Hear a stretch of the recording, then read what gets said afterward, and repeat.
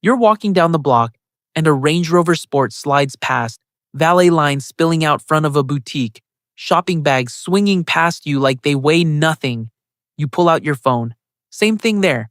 Someone's flexing a new watch, someone's tagging a beach house. Your chest does that thing again. Behind, always behind. Then you read something that stops your thumb mid-scroll. Only 33% of actual millionaires consider themselves wealthy. Not broke people, millionaires. People who already have the number you're chasing, still lying awake feeling exactly like you do right now. Which means the feeling was never about the number. It was about the feed. And yours has been running the same way every single morning for longer than you've noticed. Why the comparison feels constant? You already know how this goes. Every morning starts the same way now. Coffee in one hand, the drip machine still hissing, and your thumb finds the app before your eyes are even fully open. It's not even a decision anymore. It's just what your hand does. Today, it's Chelsea, a girl you went to community college with, standing in front of a waterfront listing in Coconut Grove, Miami. The kind of place that runs 7 figures before you even get to the dock. She's not buying it. She's just standing there, tagging the realtor, letting the caption do the talking. Manifesting. You know she works in marketing. You know, roughly, what marketing pays. The math doesn't work and some part of you clocks that and keeps scrolling anyway. Then, it's Derek, a guy from your gym, posting from the driver's seat of a Lamborghini Huracan Technica. Engine loud enough that he had to caption it instead of talk over it. Then, it's someone you've never met, 22 years old, telling the camera he turned $80,000 into $1 million in a single week, trading something you don't fully understand. Then, it's a girl your sister follows, unboxing a Chanel classic flap, the one that runs close to $11,000 now, like it's a snack. None of this is happening to you. All of it is happening in front of you, 4 inches from your face, at 7:14 in the morning, before you've said a word to another human being today. By the time you're in the car, merging onto the highway with the coffee going cold in the cup holder, something has already shifted in your chest. It's not envy, exactly, it's smaller and worse than that. It's the quiet, specific feeling that everyone else got a memo you didn't. That somewhere out there, people your age simply have more money, more ease, more of whatever it is that lets you stand in front of a house like that and call it manifesting instead of impossible. You don't check your own balance in the car. You don't need to. You already know roughly what's in there, and you already know it's not enough to make a caption out of. This happens again at lunch, scrolling while you eat alone at your desk. It happens again at 9 p.m., half watching TV with your phone in the other hand. It happens again right before you fall asleep, which is somehow the worst time because there's nothing left to distract you from doing the math. And here's the part nobody says out loud. You've never once seen what Chelsea's rent is. You've never seen Derek's credit card statement. You've never seen whether that 22-year-old is telling the truth or whether he's still living in his childhood bedroom, or whether he'll delete the video in a month when the trade goes the other way. You've seen exactly one frame of each of their lives, curated down to the second, and you've been quietly comparing it to every single unfiltered frame of yours. The tired ones, the broke ones, the ones where you're just standing in a kitchen wondering if you're behind. You've been doing this every day for so long that it stopped feeling like a choice. It started feeling like the truth, but a feeling isn't a fact. And sooner or later, something is going to force you to find out which one you've actually been living with. The real numbers behind your income. It happens on a Tuesday, which somehow makes it worse. You're at the Trader Joe's on the corner, basket half full, your friend Nadia standing next to you already unloading her cart onto the belt. Oat milk, the frozen dumplings you both like, a bottle of the $7 wine that's become a running joke between you. Normal stuff. A normal Tuesday. The card reader blinks red. Declined. You laugh it off. Try again. Get the same red blink. Nadia doesn't say anything, just quietly taps her own card before you can protest, and the two of you carry the bags out into the parking lot like nothing happened. But something happened. Your face is hot the whole walk to the car, and it has nothing to do with the sun. You sit in the driver's seat, and you don't turn the key. You just open the banking app, the one you usually check the way you check the weather, a glance and gone. And this time, you actually read it. Checking, $184. Savings, $340. You've had more takeout than take home this month. And the numbers don't care how that happened. They just sit there. For the first time in a long time, you don't close the app. You keep going. You open a browser tab and type in something you've never actually looked up before. What does someone your age actually make? And the number that comes back isn't what you expected. The median salary for someone 25 to 34 in this country right now is just under $60,000 a year. Not the six figures Derek implies with every post. Not what Chelsea's caption suggested, standing in front of that Coconut Grove listing. 60,000. Half the people your age make less than that. You sit with that for a second, then you look up something else. What people your age actually have, not just earn. And this is the part that catches you off guard. The typical net worth for someone 25 to 34 right now is around $39,000. Not because everyone's rich, because for a huge number of people in that age bracket, the number is negative, still underwater from student loans, still owing more than they own. The bottom of that range sits around negative 15,000. People in real debt, still building, which means your $340 in savings, small as it feels sitting in this parking lot, technically puts you ahead of some real specific slice of your own generation. Not because $340 is a lot of money. It isn't, but because it's more than zero, and a lot of people are sitting at zero or below it. That doesn't fix the card that just got declined in front of your friend.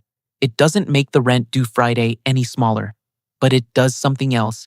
It starts to crack the story you've been telling yourself every night at 7 a.m. with your thumb on the screen. If the real numbers say you're not as far behind as it feels, then something else has to explain the gap between what you're seeing online and what's actually true. You start the car. Nadia's already texting you a laughing emoji about the whole thing. Already over it. You're not over it. You're just starting to wonder what, exactly, you've been looking at every night and how much of it was ever real to begin with. How online wealth gets faked.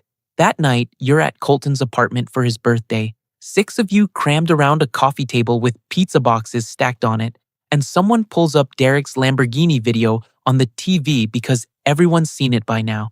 There's a round of oohs. Someone asks if he's dating a hedge fund guy, and Colton, who does photography for a living, mostly weddings and the occasional brand shoot, just laughs into his beer and says, "That's a rental."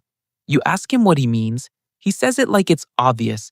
There's an outfit in Miami that rents out a Huracan Technica for the day. Something like $2,000, sometimes more depending on the season, specifically so people can shoot content in front of it for an afternoon. Nobody's driving it to work. Nobody owns it. It goes back to the lot by 6, and somebody else picks it up tomorrow for the exact same video. You sit with that for a second, the pizza going cold in your hand. Colton keeps going, because now he's on a roll, because apparently this is just Tuesday to him. He tells you about a booking he almost took last year. A guy paying by the hour to sit inside a grounded Gulfstream at a private airfield outside Fort Lauderdale, just to take photos in the cabin. The plane never leaves the tarmac. It's parked there specifically for this. People walk up the stairs, sit in the leather seat with a glass of something, get their 45 minutes of photos, and go home in their own car. Your face must be doing something, because Colton looks at you and says, "You didn't know that?" You didn't. You think about Chelsea, standing in front of that house in Coconut Grove, the one that runs well past $1 million, tagging the realtor instead of a moving company. You think about the girl your sister follows, unboxing the Chanel Classic Flap, $11,000 now, easy. And you wonder, for the first time, whether that came out of a paycheck or out of a payment plan. Klarna, Afterpay, a credit card with a limit higher than good sense. You'll never see that part. Nobody films the statement. Colton isn't trying to make a point. He's just telling you what he's seen on set, the way someone describes a job they've worked 100 times and stopped being surprised by. But it lands on you differently than he means it to. Because for months, you've been doing math against a version of your generation that doesn't actually exist. A version built entirely out of rented cars, staged jets, and bags bought on credit, performed by people who need you to believe it, because a good chunk of them are selling something, a course, a coaching call, a link in the bio. You think about your $184 in checking, your $340 in savings, the median salary you looked up in the Trader Joe's parking lot. None of that was ever competing against real numbers. It was competing against a rental fee and a camera angle. That should feel like relief. And for a second, it almost does.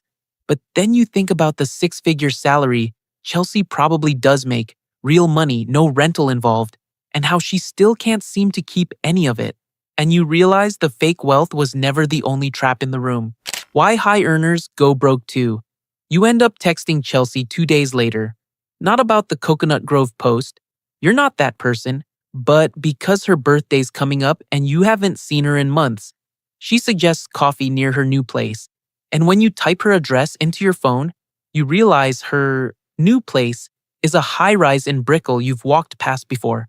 The kind with a rooftop pool and a doorman who calls you by name. You get there early, and she's already at a table. And the first thing you notice is she looks tired in a way that doesn't match the address. She got a promotion this year, she tells you. Senior marketing manager, a real title, a real raise, into 6 figures for the first time. You say that's amazing, and you mean it, and for a second you feel that old familiar tightness in your chest. There it is again, someone doing better than you. Then she starts talking, and the tightness turns into something else. The apartment came first, she says, because she felt like she'd earned it. Then, the old furniture looked wrong against the new floors, so that got replaced too. A full living room set from Restoration Hardware, the kind of pieces that run 4 figures each without you really noticing until the total hits the screen. Then, she couldn't keep pulling up to the building in her old Civic, not with the valet watching. So she leased a BMW i4, $450 some a month, which sounded fine until she remembered the $6,000 due at signing, money that came out of the emergency fund she swore she wouldn't touch. Then, her friends from work started doing dinners at Carbone whenever someone closed a deal, $300 a plate before wine, and she didn't want to be the one person always saying no. She says all of this without complaining. Exactly. She says it the way you describe a slope you didn't notice you were standing on until you looked down. Then, she says the part that actually stops you. She says she makes more money than she ever has in her life, and she has never felt more like she's one bad month away from losing all of it. You think about that for the rest of the coffee. Mostly quiet, mostly just nodding while she talks about work. Because you'd assumed, the same way you'd assumed about the Lamborghini, the same way you'd assumed about the Chanel bag, that more income just meant more room, more air. But Chelsea has more air than she's ever had, and somehow less room than ever. Later, back in your car, you look something up, half out of curiosity and half because you can't let it go. And the number waiting for you is almost funny, in the way things are funny right before they stop being funny. Households pulling in $300,000 a year or more, real income, no rental car involved, are living paycheck to paycheck at a higher rate than households making a fraction of that, 40% of them, roughly.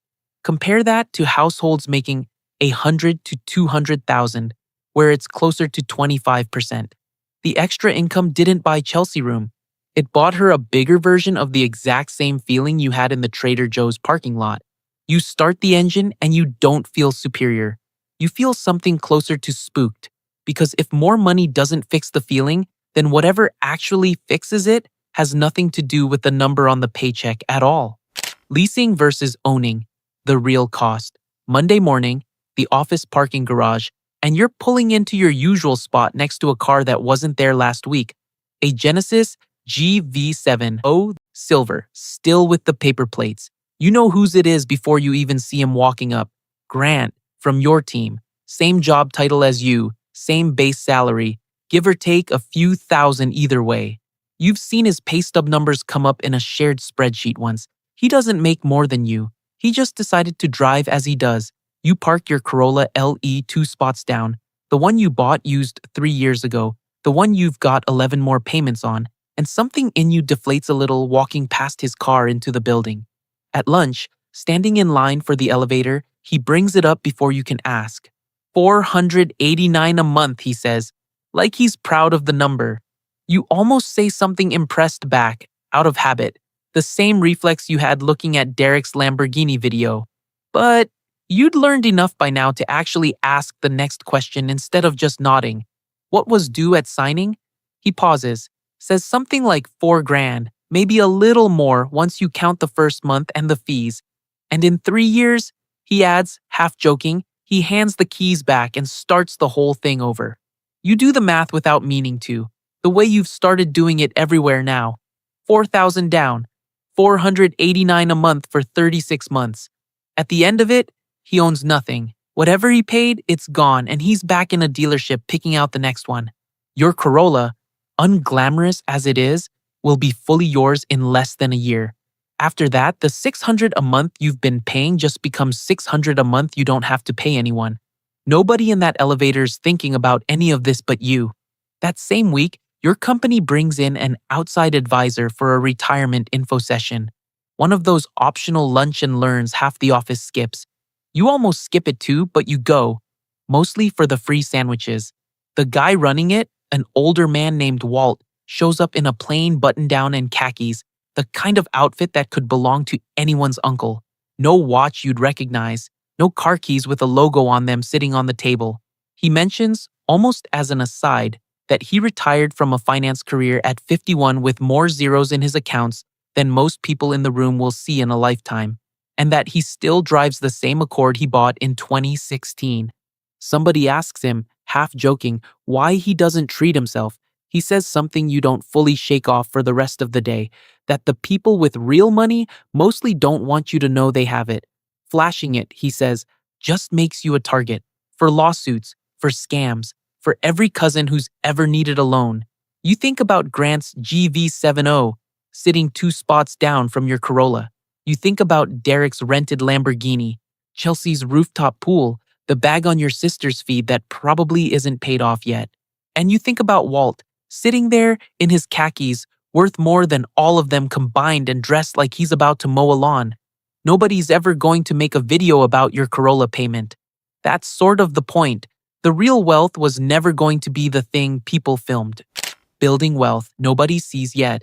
It's a Sunday, laundry going in the dryer down the hall, and you're sitting on the floor of your apartment with your laptop open on the coffee table, doing something you've been putting off for 3 weeks. HR sent the enrollment reminder again this morning, the third one, and this time you actually click through it instead of archiving the email. Your coworker Yolanda walks you through it over the phone, half distracted by her own kid yelling something in the background. She's the one who set hers up 2 years ago and won't shut up about it. In the good way, she tells you to bump your contribution up to get the full match, even if it stings a little now, because leaving that match on the table is just leaving money sitting there with your name on it. You do the math on your paycheck and set it 3% higher than you were planning to, wincing a little and hit confirm before you can talk yourself out of it. Then, you open a separate tab, one for the Roth IRA you started 6 months ago and mostly forgot about.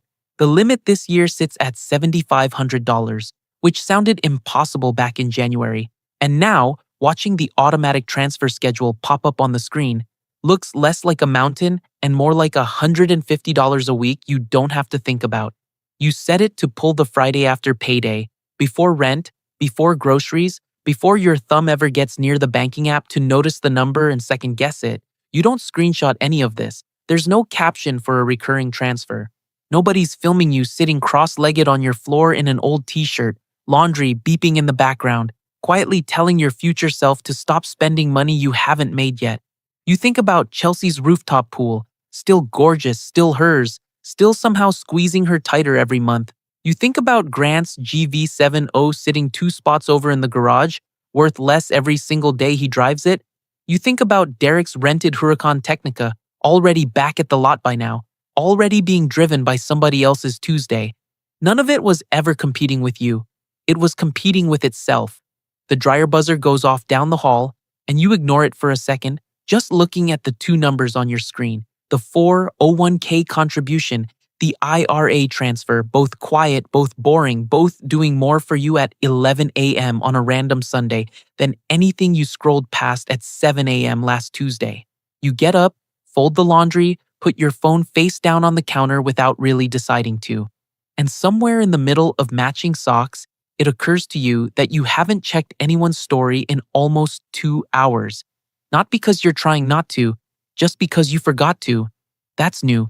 You're not sure when that started happening or exactly which Tuesday it was that things quietly turned. The declined card, the parking lot, Chelsea's tired face over coffee, Walt in his khakis. But somewhere in there, the feeling started loosening its grip without announcing itself.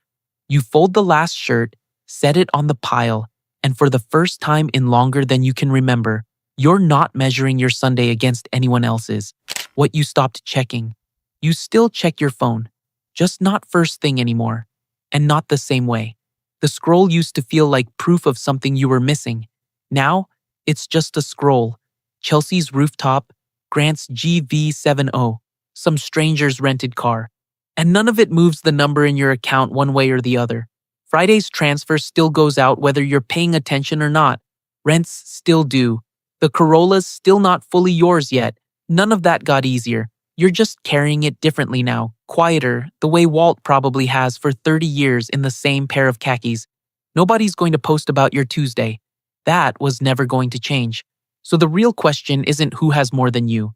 It's what you're actually building while no one's watching.